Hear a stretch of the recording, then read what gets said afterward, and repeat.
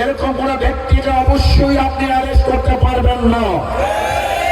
যদি আপনি সাধারণ মানুষকে অ্যারেস্ট করেন আওয়ামী লীগের তকমা দিয়ে, তাহলে আমি বলবো আপনার কোন দলের এজেন্ডা বাস্তবায়নের জন্য আসছেন, লেভেল প্লেইং ফিল্ড সুস্থ নির্বাচন করার জন্য আপনারা আসেন নাই। আমি প্রশাসনকে বলবো আগামী ক্ষমতা যারা আসবে তারা কি করবে এটা তাদের ব্যাপার।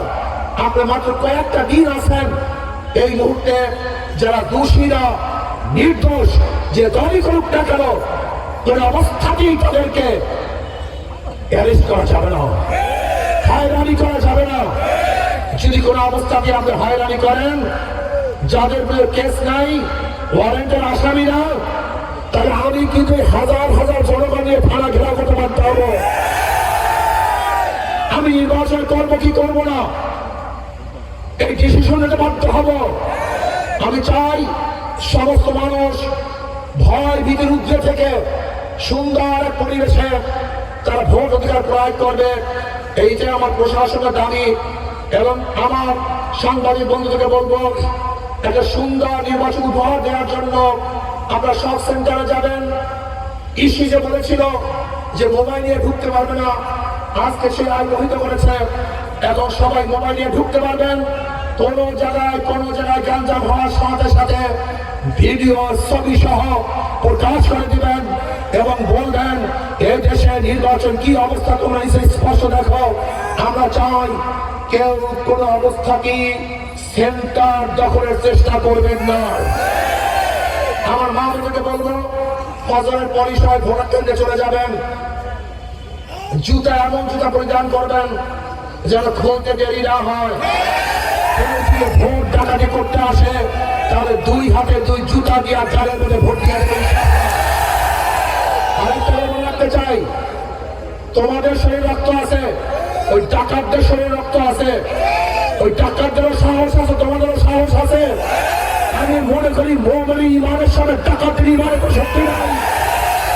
শুধু ভোট ডাকাতি করতে আসে, যে কোনো একজন দাঁড়িয়ে যাবে ইনশাআল্লাহ, যে কোনো একজন কেন্দ্রের মধ্যে সাহস করে যে কোনো একজন দাঁড়িয়ে যাবো রাজি আসলে ইনশাআল্লাহ।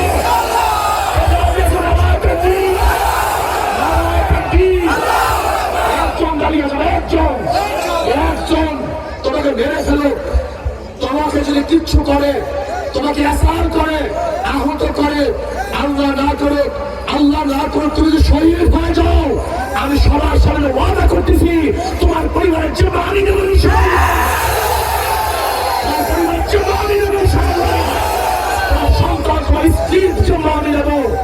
শহীদ হয়ে যাবা, কিন্তু কোন অবস্থাতেই কিন্তু ডাকাতদেরকে ভোট থেকে ছাড়া যাবে না ইনশাআল্লাহ। আল্লাহ আমাকে এবং আমাদের সবাই কবুল করে নেন। আশা করা যায় বাকেরগঞ্জের মানুষ এদের জাগ্রত হয়েছে, ইনশাআল্লাহ বাকেরগঞ্জ বিপুল ভোটে বিজয় হবে ইনশাআল্লাহ। আর আমি আর একটা কথা বলে শেষ করব, আমার প্রতিপক্ষ যে ভাইরা আছেন খাস করে মিথ্যা কথা বলবেন না, মিথ্যা কথা বলবেন না। মিথ্যা বলায় আমাদের জামাতি ভাইরা মনে হয় বিশ্ব চ্যাম্পিয়ন হয়েছে এখন বর্তমানে। মিথ্যা কোনো মানুষ বলতে পারে আমার জানা নাই। আল্লাহ আমাদের সবাইকে মিথ্যা থেকে হেফাজত করেন। আল্লাহ আমাদের সবাইকে হাত পাকে বুঝিয়ে ভোট দিয়ে ইসলামকে বিজয় করা, দেশকে বিজয় করা, মানবতা বিজয় করার তৌফিক দান করেন ইনশাআল্লাহ। আমরা বিজয় ইনশাআল্লাহ।